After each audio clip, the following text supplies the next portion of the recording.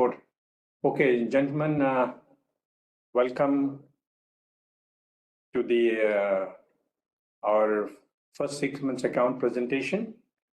We would like to welcome all the participants, and I have with me our General Manager Risk, Lata Ramakrishnan, and we have Samia Lahasni, Chief Investor Relationship Head, and we have our CFO here. Then we have the heads of our corporate and retail finances, and we will take you through briefly.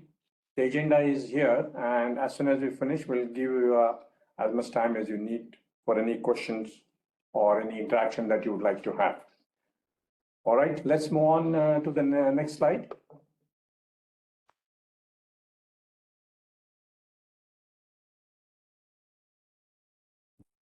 Thank you. About the Alomania since its inception. We were incorporated on the 1997, and we started our operations by acquiring the leasing and auto finance business of Bank Muscat. And the company was initially started with 3 million real capital. 60% of it was contributed by the founder members, including Bank Muscat, and the rest was made a public issue as required. And we were 1997, the issue was oversubscribed by 43 times. And with a capital started with a net worth and capital of 3 million, today we're approximately 70 million in net worth in size. This is our esteemed board of directors. The board is headed by Sheikh Khalid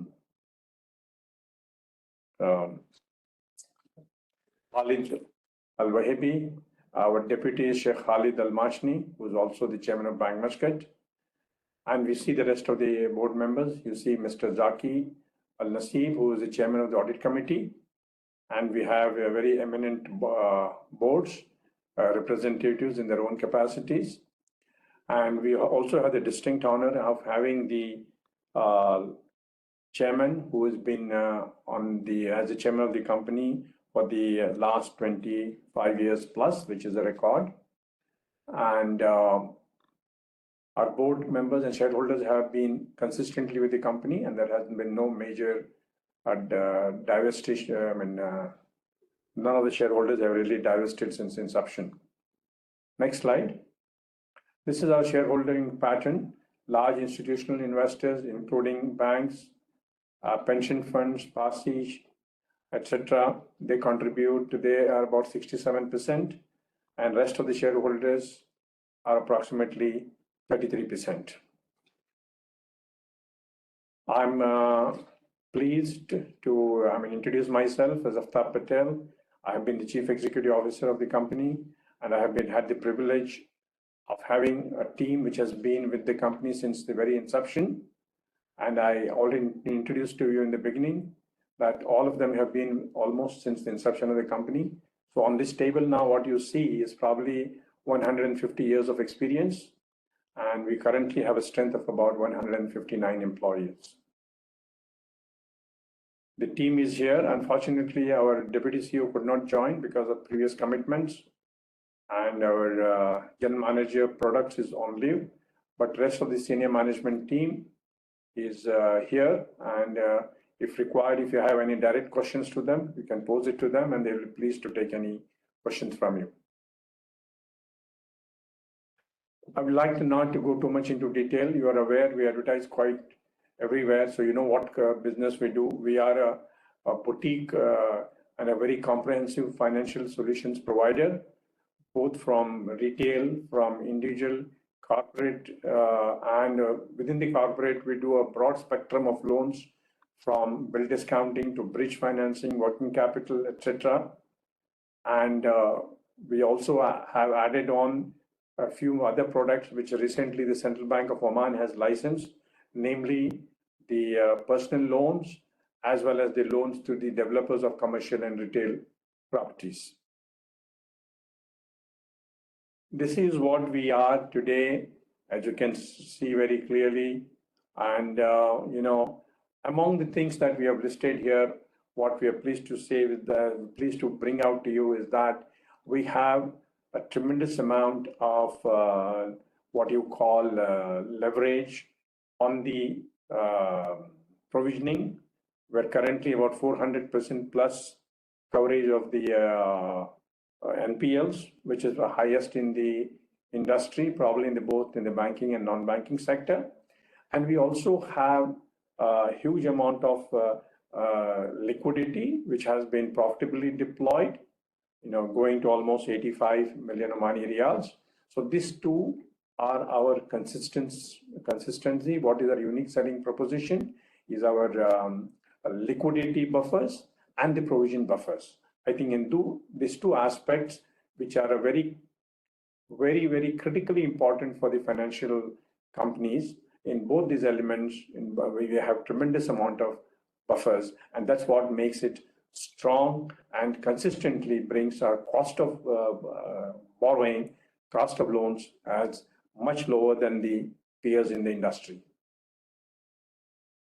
Gentlemen, we are very proud of this track record that we have. Al Omania has the unique distinction of having paid dividend from the very first year of its inception. We have never skipped dividend. We have always paid a cash dividend, not only a paper dividend. And as of 31st December 2022, our dividend payout has been 478.62%. And after this payout, we still have a book value in excess of about 2.2, 2.3 Omani riyals.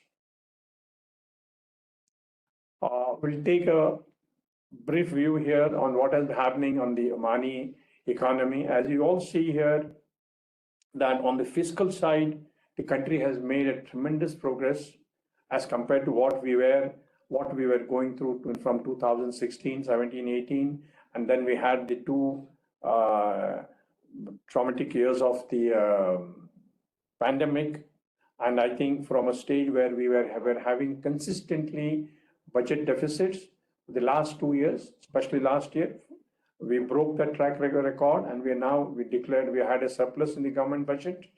This year, though there was a budgeted deficit, however, if you look at the first 6 months, we have an actual surplus, and the government has been very wise by prepaying some of the debt, reducing the government debt. That has enabled most of the rating agencies to upgrade Oman. Especially the outlook has been from negative to positive, neutral to positive, which is a very good sign. This has brought down overall cost of borrowing for the country. This has also improved the appetite for the Omani debt. And we have seen there is very robust demand for the sovereign bonds that have been issued, as well as the corporate bonds that have been issued, including the IPOs recently came in. Here we have just briefly look at what is happening with the areas. You can see here all the rating, including Moody's, Fitch, S&P, have during the year they have upgraded Oman BA2 positive, stable, which is a very, very welcome sign. And going forward, by December, we expect another upgrade. And if not December, at least in the first quarter of next year, we hope to see that we will go back to the investment grade rating that we have had for so many years. Oman's fiscal performance will not take a great deal of time here. The main here is that our revenues have been very robust thanks to the good, steady oil prices in the last couple of years. And that has reflected in the budget surplus from a deficit of the previous 3-4 years. Our borrowing as a percentage of GDP has declined substantially, and it is well within a very, very good range. You can see here 16, 17, going right up to 2022. 21, we had a deficit, and 2022, actually, we had a surplus about 1.1 billion. 2023, though the budget was very conservative, as a result of which we had a budgeted deficit. However, the actual numbers we can see up to the first 4 months is actually a surplus of 500 million Omani riyals. So this augurs very well for the economy. The government has taken up a lot of measures, has encourage setting up of industrial,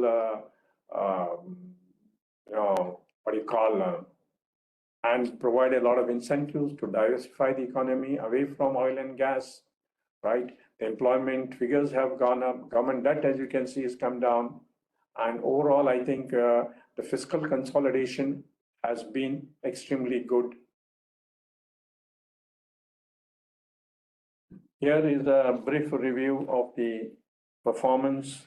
You can see here that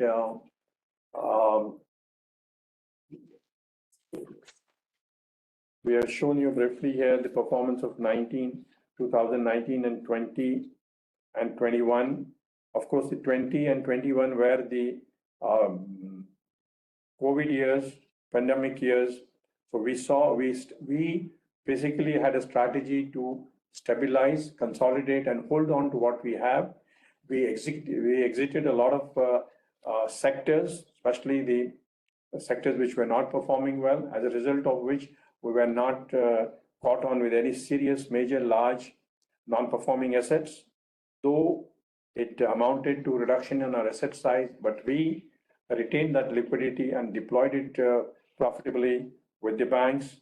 And it also gave us an ability to grow as and when the green shoots start to appear. And as we are seeing in 2022 and 2023, our asset size has not declined, total assets. If you look at our performance for the year 2023, of the first 6 months, which is now under discussion, gentlemen, our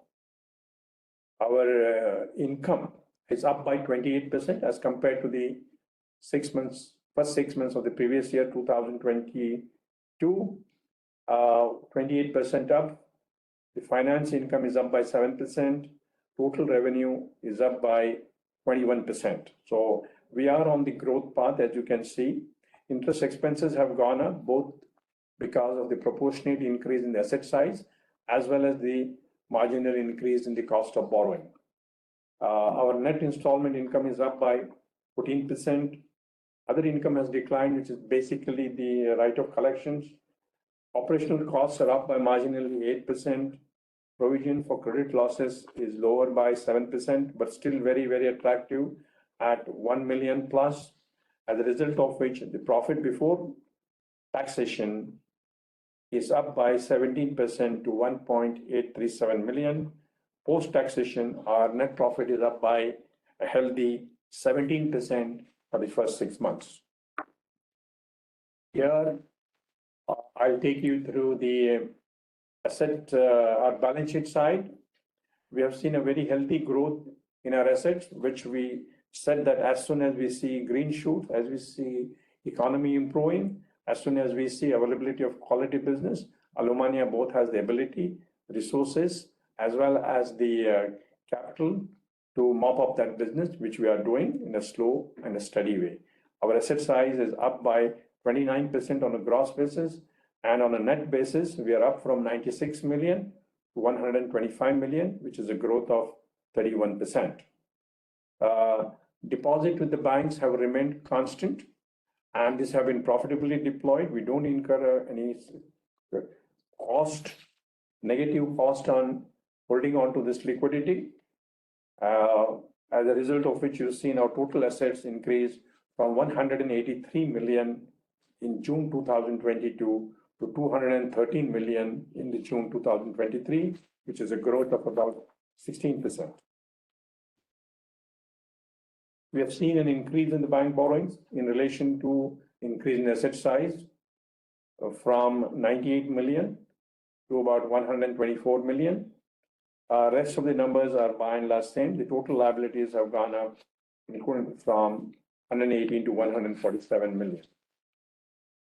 There has been a marginal increase in the share capital. That is because of the conversion of the convertible bonds issued 5 years ago into equity shares as per the terms of the issue, as a result of which the share capital has increased by about 400,000.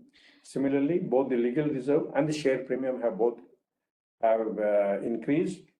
The exchange reserve has declined because we have exited all the dollar borrowing, foreign currency borrowings for the, as of now, are nil. So there was no requirement for the foreign currency reserve. I think as of June, probably we had a last installment of the exchange reserve, which you see a small reserve there. Special reserve for non-performing assets continues to be common. Retained earnings are up by 15% to 17 million, as a result of which equity is constant at about 65 million, and the total liabilities and the capital is up to 212.9 million. Here are some ratios of our performance compared to both. We have seen an increase in the earning per share to 0.51. On an annualized basis, it's be about annualized basis 10.2. Average yield rate is 8%. Marginal improvement. Interest cost is up from 3.98 to 4.44, which is considerably lower than our peers. NPLs are declined as compared to June. NPL as a percentage of assets are actually half of what they were in June last year. NPL coverage has moved up from 389 to 468%. You can see the asset classification here. Stage 3 is equivalent to the non-performing loans, which is the lowest in the industry and lowest among all the peers. Our provision buffers are excellent. These numbers of the peer review are from the published accounts, and the peer numbers have been taken from their published numbers, and this is merely for comparison. And we don't want to go too much into details. The numbers are here for you to see. And some of the important things that we would like here to see is that the average interest cost is almost lower by about 35 to 40% as compared to the average, against an average of 6% for the peers. Our rate is only about 4.2, and we are within okay on the overheads at 1.18%, and total income we would rank probably number 3 in terms of size. Here is the review of the non-performing loan. This is again from the published accounts, and you can see here that our NPL as a percentage of the assets is about 3% as compared to an industry average of almost 21%. So we are very considerably lower than the industry. You can see the average NPL cover is 73%. We have a massive buffer. Our coverage is 467%. Gentlemen, none of our peers, here the peers have a plus 8.8% in NPLs, whereas we have a negative 3.59%. Now, what do we hold out for the next 6 months? We would like to caution you that this is just based on our view. This is it can get impacted by the economic circumstances. It can get impacted by variables which are not under our control, and it can be also get impacted by a host of economic factors, including the increase in the interest cost, which has been consistently.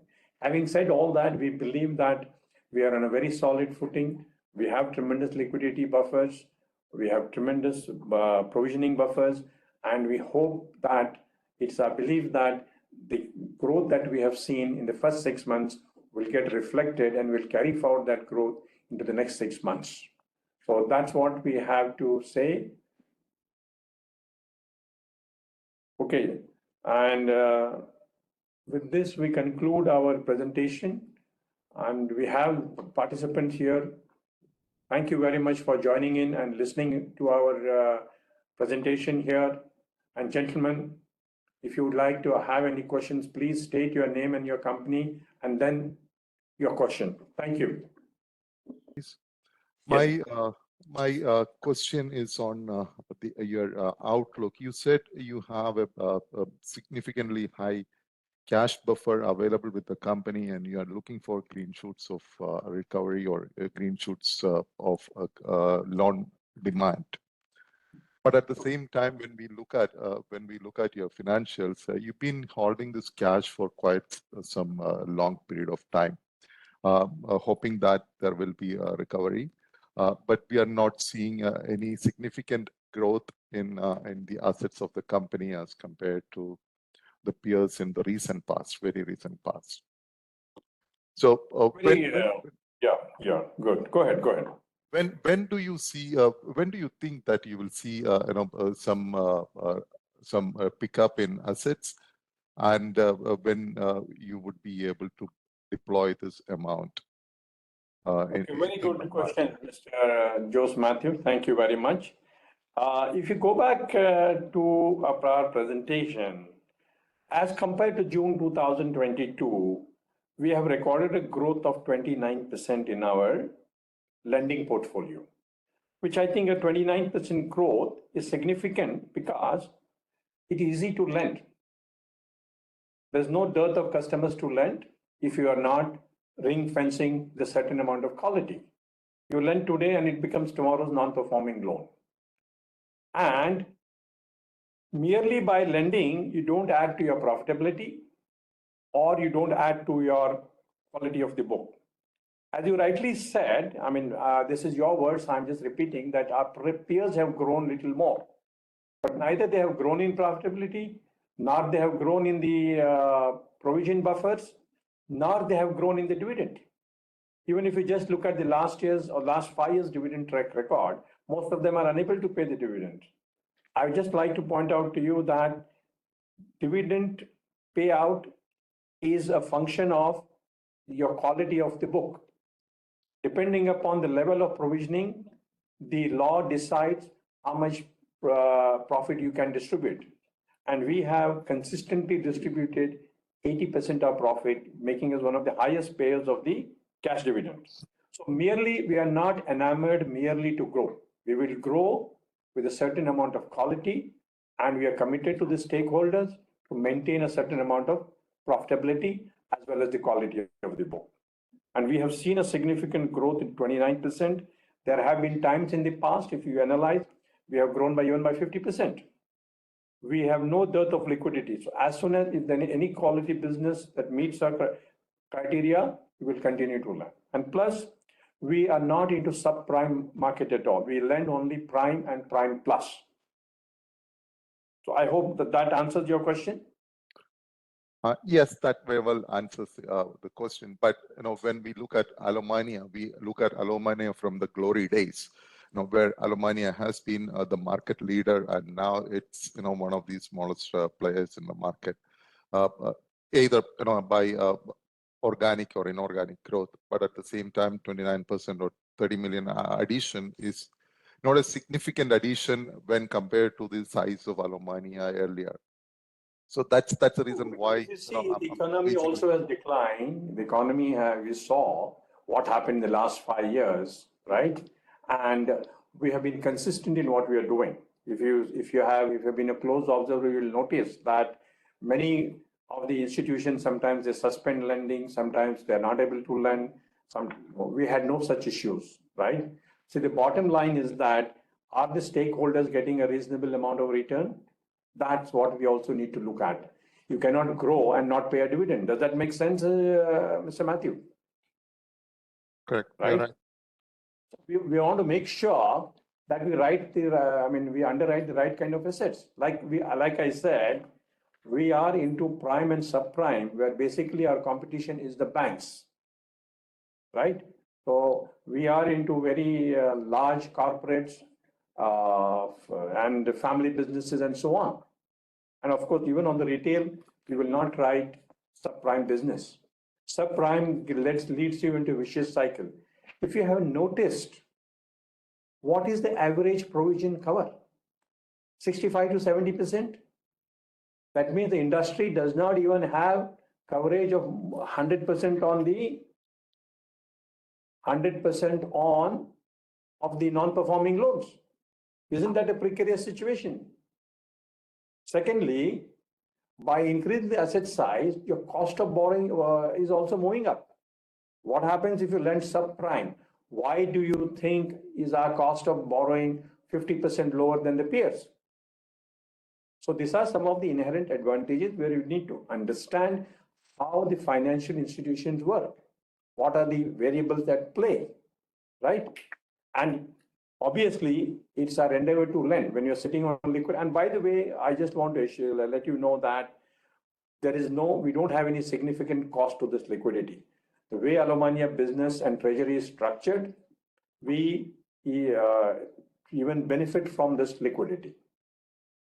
And as soon as we find assets, we will go back to our glorious day, as you rightly said. But merely size doesn't define the glory. Size is not everything. You don't want to see Alomania 250 million and not declaring a dividend, right? We are not quoting at 60 paisa, 70 paisa. Understood. Okay. Understood. Thank you. Understood.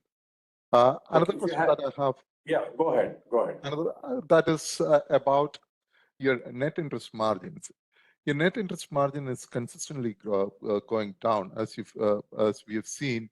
The yield is increased by almost 10-15 bips only, but at the same time, your cost of funds has grown up by almost 50 bips as compared to June last year. So, which essentially causes your net interest margins to go down. So, where do you see your net interest margins, and where do you see the cost of borrowing heading towards? And what's the average yield that you would be targeting? If you see here, what happens is, because as I said, we are into prime and prime plus, right? And we compete with all the major banks. As also you're aware that we have a lot of syndicated lending with some of the banks, right? For large clients. We're the only company which has done a syndication with the various banks, whether it is Bank Muscat or Bank Sohar and National Bank of Oman and so on, right? So we have to be competitive and we have the ability to raise the money cheaply. Now, if you look at my cost, which is 4.44% for the first 6 months, and if you look at the industry average for the same period, it is, I think, about 6.06% or 6.09%. So from 6.09 is what an average cost for our competition, whereas we still continue to borrow at 4.44, which is 160 basis points lower. Now, if you calculate on a total borrowing of 123 million, that's our current borrowing, 150 basis points, you can see what is the benefit that we have. So lending in the subprime market does not make any sense. Now, coming back to your question, that what is our view on the going forward? What is our view on the interest cost? I think anybody's guess might be as good as mine, because there are multiple factors into play, and especially as there is a parity between Real Omani and the US dollar, we are back-to-back impacted by what happens in the US market. If you look at the advisory given by the Fed after the last raise of 25 bips, what Fed has said that, they're still seeing signs of inflation in the economy. And they also cautioned the markets that it's not the end of era of raising the Fed rates. So, and they said that, yes, inflation has been, what you call paring down, but is not completely gone. So risks still exist. My own view is that in the next 3 to 6 months, fundamentally, I see interest rates stabilizing at the current level, right? And if the economy, the inflation does get tamed in the US markets, we might see anything between 25 to 50 basis points reduction going forward in next year. So this year, I don't think there's going to be any much reduction as we see. We will probably see the rates around, discount rates around 6 and 6.25%, right? And you are aware that the current CBO repo rate, that is the discounted rate, what we discount with the CBO for the banks for 28 days, is 6%. So today, the central bank will lend to the banks at 6% for 28 days. So you can imagine what the current situation is in terms of interest costs. And having said that, the average rate being 6%, Alomania's rate is still 4.4, right? So we are very closely monitoring. We have a very effective treasury team here. And so I don't see too much of a, what do you call, a downside risk anymore on this. And if you have an opinion, please share with us. We will take that into account. What do you think where the interest rates are going? Thank you. And see, my view is you are one of the very prominent persons who are closely watching the interest rate and who are closely very well in touch with the policymakers, at least in Oman and Yes. in the region as well. So I just wanted to know what are your thoughts on the direction of interest rates and direction of margins for the company. And you have explained it well. Thank you.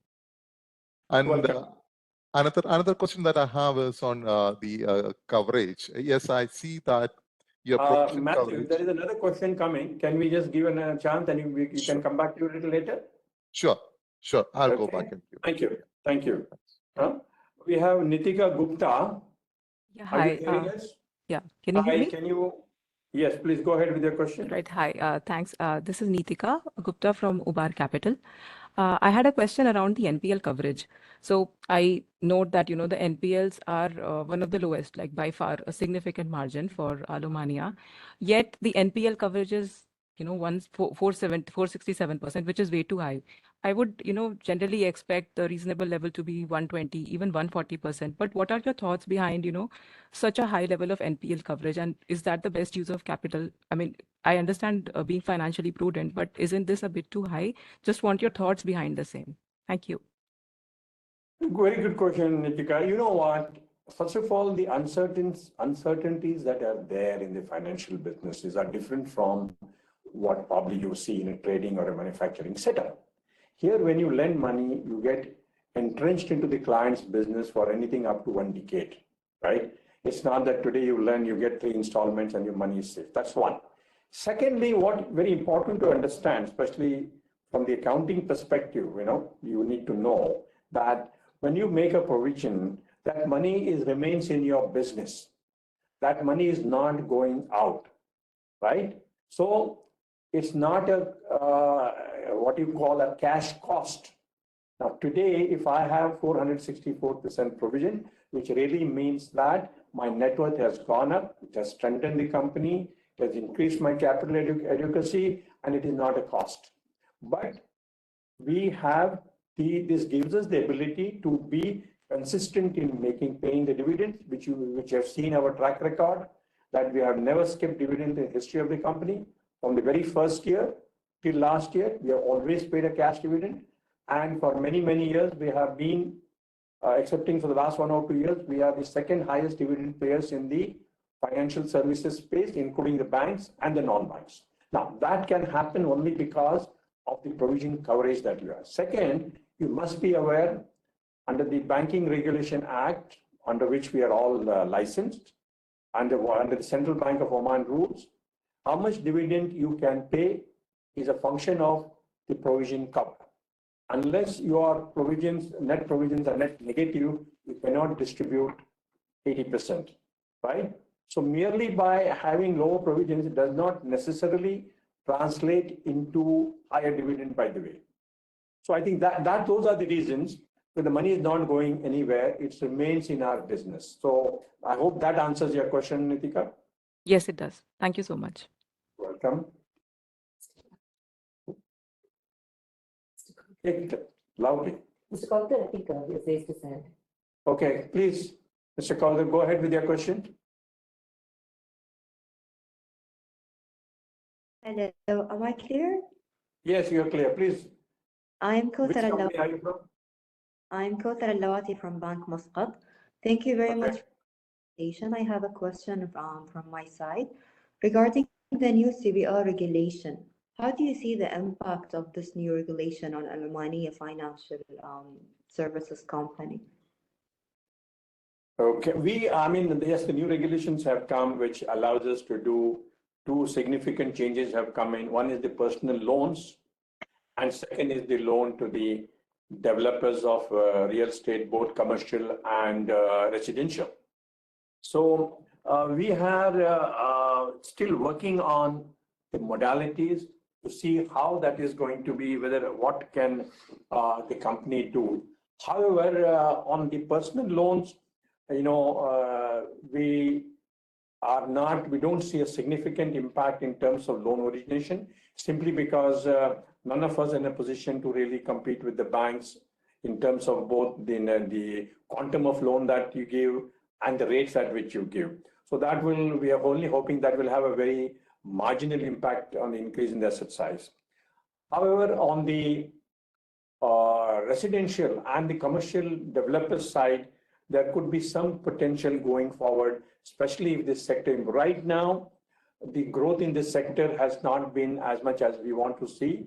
We have noticed a significant amount of vacancies, both in the residential as well as in the commercial property market. So unless that improves, we are not going to see a significant investment coming into the development.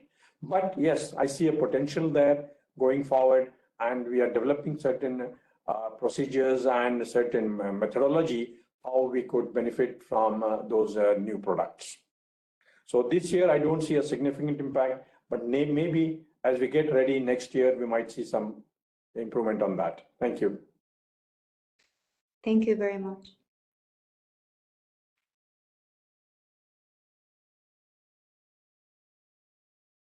Mr. Jose, if you can come back with your question if you're still online.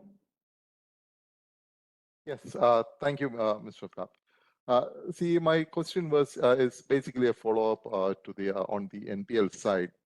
What I'm seeing is your NPL, your stage-wise segregation of the loans, and I've seen while your stage 3 loans are still stable, what I'm seeing is stage 2 loans are getting bulged up. Whereas if we talk about 2022 to 2023, end of year, it was only 10.7%, and right now we are standing at 15.5%. And in terms of absolute numbers as well, it is gone up from 14 to 21. I can explain to you what really happens here is that how you classify is a function of your what we call as the IFRS model. Now, IFRS model is not what you call something which is fixed or carved in iron and steel. IFRS model is very, very subjective, and it depends upon what position you take on the default rate, what do you think will be the possibility, how economy will impact. So what we have done, Mr. Jose, is that we take an extremely conservative view, right? We take an extremely conservative view, and we tend to classify the loans a little more quickly so that it acts for us as a what you call an indicator, which are the sectors that we should be having a very cautious approach, which are the sectors that where we can go a little aggressive. And there are a lot of qualitative factors which depends upon the discretion of the risk management and the company. So we are more conservative on that side, as a result of which we tend to put, we look into account, like say qualitative factor. Suppose there is a decline in the turnover, decline in the profitability, decline in the cash flow. Though the company is profitable, it's paying your installment. All these factors prompt our model to put them in stage 2. Stage 2 basically is kind of a ultra caution that we take. So, and however, as you've seen, we have something called a management overlay on the provisioning, and that we cover them to that basis. So that's the reason why you see a slight increase of about 10 million in the, and also we have something called post-model adjustments. If you see our detailed financial statements, we have almost 7.8 million in management overlays, which is a discretionary provision that we create. Okay. So it has nothing to do, it doesn't impact our P&L account, by the way. Yeah, I understand that. So Yeah. what are the chances? What are the chances that this stage 2 loans should overflow into bucket 3 in Unlikely. the future? Unlikely.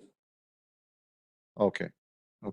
And on an overall basis, when we look at the provision coverage, we are seeing very significantly high provision coverage on NPL ratio. But when we look at drill down further, we are seeing that the stage 3 provisions are only 85% of the total exposure. So the stage 3 provision does not include what we call as the management overlay. Yeah, why don't you take the provisions for the full provision the law for stage doesn't allow 3? that. Because there are two things here, Jose. One is there is a regulation, right, which says how much provision can be created. For example, if it's a stage 2 provision, suppose we have a collateral, right, and we do a very conservative valuation of collateral, but we have to, law requires that you take into account the collateral. Like for example, in one case, suppose we have land and building mortgaged to us, right? Some forced sale value has to be reflected in the provision you create in that stage. That's required by law, required by the IFRS model. That's why you see lower. But to mitigate that, we create something called the, what you call as the management overlays. And if you see our in financial statements, for the current year, we have a management overlay of 7.6 million.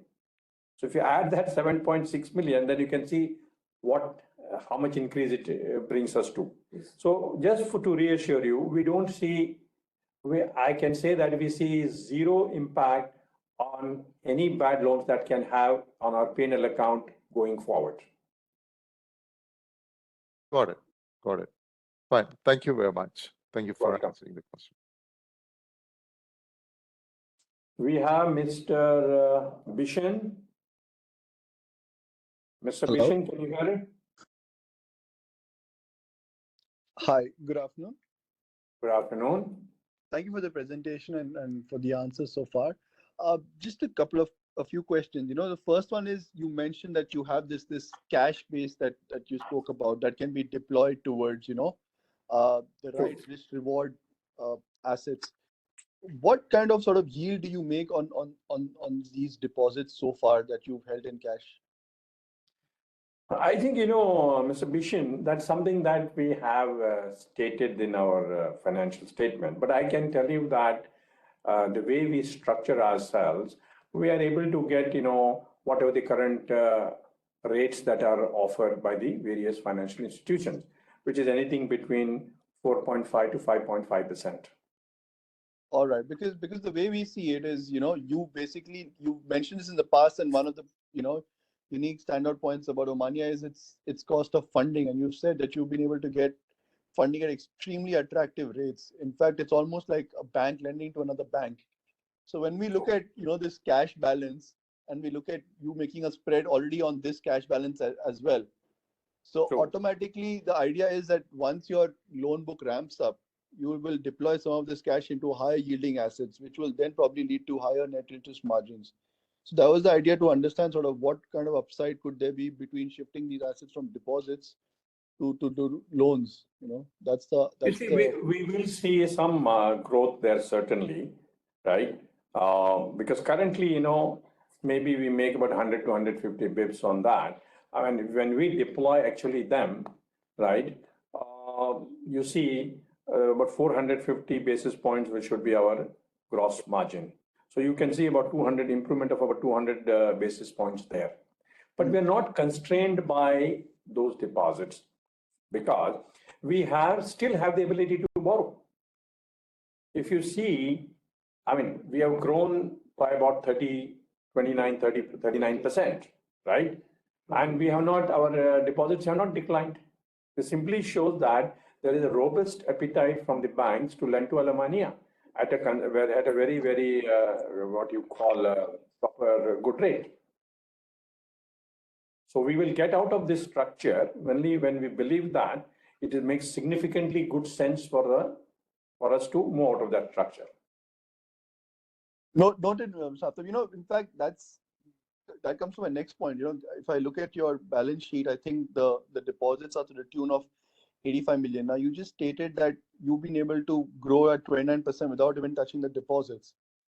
Would there be a case of looking at sort of alternate investment routes to enhance the yield on these deposits from the current, like you said, 4.5%, to a government development bond or to some alternate route or a perpetual or something which would enhance the yield to, in some case, let's say even if 30-40 million of these are redeployed at 5.5%, 6%, is that something that you've looked at internally? Because given the deployment plan you have, which has to be at high quality, the time frame would match with some of these other alternate investments. What are your thoughts on the same? Mr. Bishan is a good question. And for that, what you really need to also know is that the regulations do not permit companies like us, the financial institution, to deploy funds, any class of assets that we choose, right? That's one. But there is a restriction on that. It cannot exceed 10% or 5% of your net worth, number one. But more importantly, Bishan, what we need to understand is that we cannot have a serious mismatch, right? Which means that you cannot be borrowing short and lending long. And that would be give you a serious mismatch, and it could cause very severe financial losses. There are a lot of people in various businesses who get into mismatch. For example, you have a, say, 360-day LC, you get your goods, you sell it in 90 days. And then you have surplus funds because your LC is maturing 9 months later, right? But you sold it in 3 months.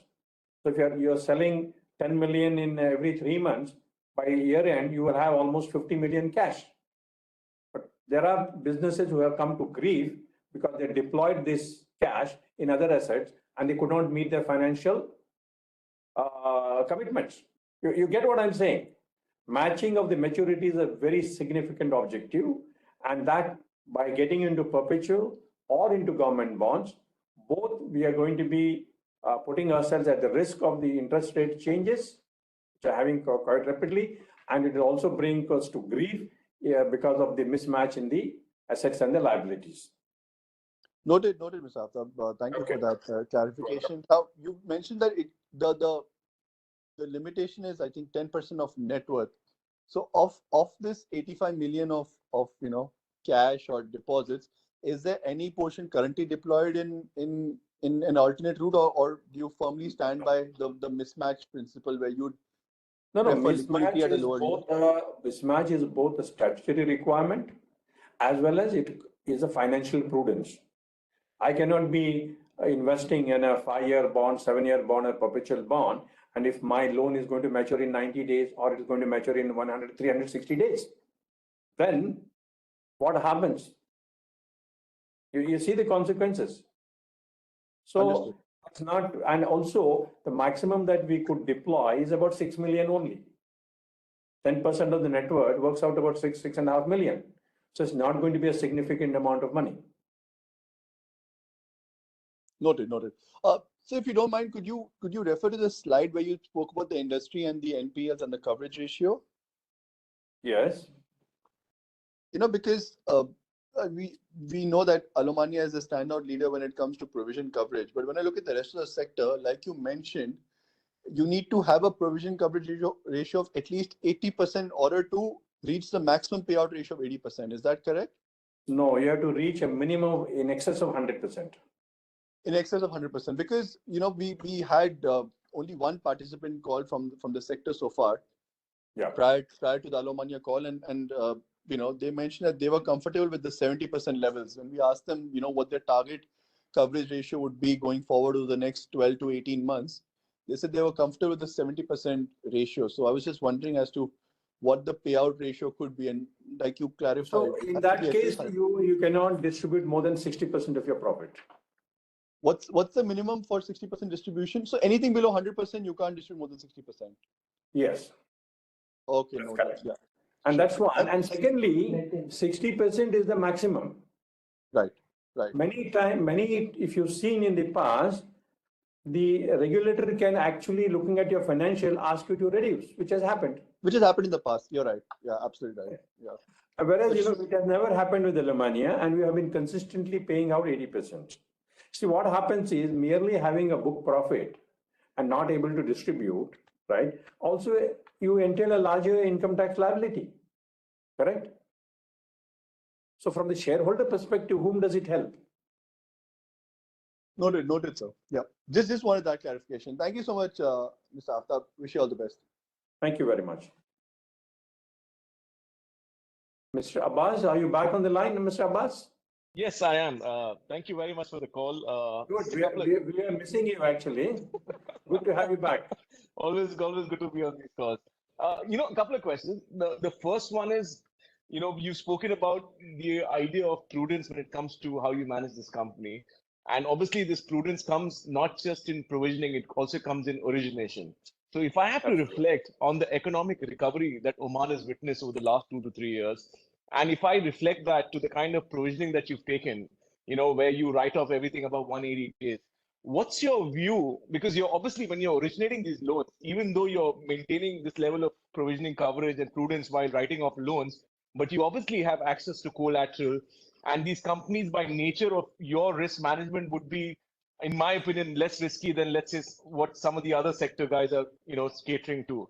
So from that perspective, what's your recovery sort of outlook, when it comes to write backs? Because once the economy picks up, once collateral is disposed of, once these companies come out of trouble, I imagine the recovery story has a lot of steam left, right, for a company like Alomania. Just wanted to hear your views on that.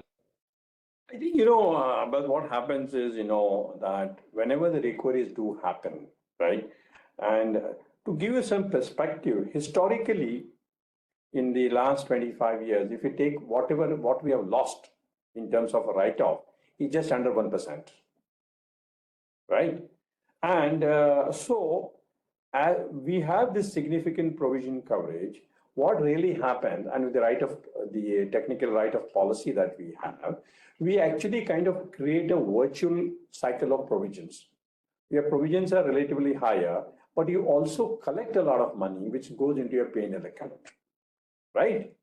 And therefore, what happens is that in the initial years, we have already taken the hit, and now we have developed this virtual cycle of provisioning. And since we are into prime and prime plus market, our yields are not too high. If you see, the yields that we lend are significantly lower because we're actually competing with the major financial institutions here, right? So it will have an upside as and when we come. There are some couple of large corporate defaults which we are working with now, which have already been provided for. And in the next year, possibly we could see something, some recoveries, major recoveries happening, and there could be windfall. But, we wouldn't like to really kind of take a guess on that right now. Sure. And my second question is, some of my colleagues have raised the point of, the provisioning, is it too conservative? Is it very high? Now, if I have to reflect that, I guess a lot of them, in some way they're coming down to, we're all slaves to net profit, right? In terms of, any companies existing to maximize shareholder value. You guys have obviously had this uninterrupted history of paying dividends, but everyone, we all look sort of forward. Now, if we've had two instances, companies with, heavy, like Bank Muscat was one, Ominvest was the other, where they found another way to sort of return money to shareholders. So while they did not change their philosophy and the way they write business, the way they conduct business, you guys have been doing this for a long time, longer than we've been tracking your company. But at the same time, they found means to compensate shareholders, who are part of the company. So in that light, when I look at your capital adequacy ratio of 35% odd, do you think there's a way where you can engage with the regulator and give like some sort of a one-off perpetual bond as a dividend? Because, I'm coming from the perspective that, Alumania, obviously the numbers are in front of us. We can see what the sector has gone through. We can see how you stand. But where is the next sort of shareholder move coming in from, right? Where's the next big dividends? The cash part is almost a 5% yield at current prices. Now, with the kind of excess capital that you're sitting on and the kind of philosophy that you have when it comes to origination, don't you feel that you could potentially engage with regulators and eventually they have the option of saying no? But for us, if you as management took the lead to engage with regulators to sort of found ways to return some of this excess capital to shareholders, it will be much appreciated. What are your comments, sir? I think, Abbas, if you look at our history, right, we have been in the forefront of very innovative and unique financial instrument, issuing financial instruments, right? We have pioneered the concept of convertible bonds, both as an instrument to raise the capital in the early years, as well as we have been pioneers in giving convertible bonds as dividends, right? We have the record of issuing the highest amount of convertible bonds as dividends so far in Oman, right? Last year, Abbas, we pioneered another new innovative thing, which was in a kind of history in making. We issued a non-convertible bond as dividend, first time in the history. And we thank the regulators for hearing our story and getting convinced with what we presented to them and approving. We're really grateful to them. And that had allowed a new kind of instrument to come in. Non-convertible bond is nothing but a deferred cash dividend. So you benefit both from the cash at the end of the period, as well as you benefit from the interest, right? So wherever it is possible, we have been trying to engage with the regulators, given the fact that, we are not banks, right? As compared to the banks, we still have a very limited kind of access to money because we're not into getting large retail deposits and so on, right? And therefore, what really we need to do is that we understand that the shareholders always are looking for high dividend. And I'm sure no amount of dividend will satisfy them, but that's human nature, right? And there have been, in the last few, excepting for the last couple of years, we have consistently paid 25% dividend, right? I'm sure even at that stage, some of the shareholders said, why not more? So what we believe is that sustainability is a very key objective that we hold. We don't want to do something one time and then regret later. However, keeping in mind sustainability as a very, very goal that is very dear to us and to our shareholders and all the stakeholders, what we will also do is we'll take your suggestion, we'll see, we'll engage with the regulators and see whether we can come up with something, and we'll be happy to share with the large body of investors if we are coming up with something like that. And if you have any suggestions, you're free to write to us also, and we would be happy to consider that. Sure, I appreciate that. I think, like you said, having access to capital, have access to funds is extremely crucial for someone like you. But just the way you were looking at convertible bonds, where you're not really losing the capital at the same time you're rewarding shareholders, in my opinion, if you were to consider a perpetual bond where you still retain access to those funds to, grow your business and conduct your business, but at the same time, shareholders have the option of selling those shares in the market where they get if they so choose to, so they get like a one-time, sort of option to do that. At the same time, your access to funding is not cut off. It makes a lot of sense when I think about it, but I'm happy to sort of engage with you on this, and whatever you think is the right way to move forward. We look forward to your suggestions. And my last question, and it's kind of a favorite of mine because what's happening in Oman when it comes to consolidation wave across sectors. We started in insurance, there's a little bit that happened in leasing many years ago. Banking, you've been following the news. The way you stand as one of the, pioneers of this sector, going back to, I think, 1998 is what I remember. How do you see this consolidation? If there were a consolidation wave in leasing, what do you think with the kind of excess capital that you have at your disposal? Why haven't you already thought about it or is that something that's holding you back? I'm just wondering, what do you think of consolidation in the leasing sector? I think, consolidation does make sense because it brings economies of size, right? Fundamentally, it brings economy of size, and it also rationalizes your cost, right? But consolidation merely for the sake of consolidation or for size will not make sense, because consolidation also comes with a lot of challenges, right? Especially in the context of the economy that we're talking about, in context of regulation, you have very limited ability to rationalize cost, right? So that is one aspect. But we are open. We have never given any statement saying that we don't like consolidation or we are not open or nothing. If anything is there, I'm sure our board of directors and shareholders would like to consider that, in a very serious manner and respond to it. So for your question, I say, yes, we are open and we have a positive view on that aspect. We're not something that we have made up a mind saying that, oh, this is a no, nothing. It's nothing called no for us. Is anything is there, we will be happy to look at it and seriously engage with any prospective, organization that would be interested in talking to us. Sure. Okay. That's it from my side. I appreciate your time and all the very best for you for the next of the year. Thank you very much. Anybody else who has any questions now?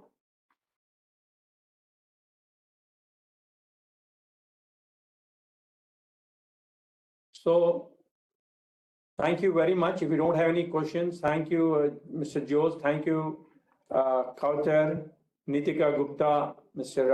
Abbas, and Mr. Balla.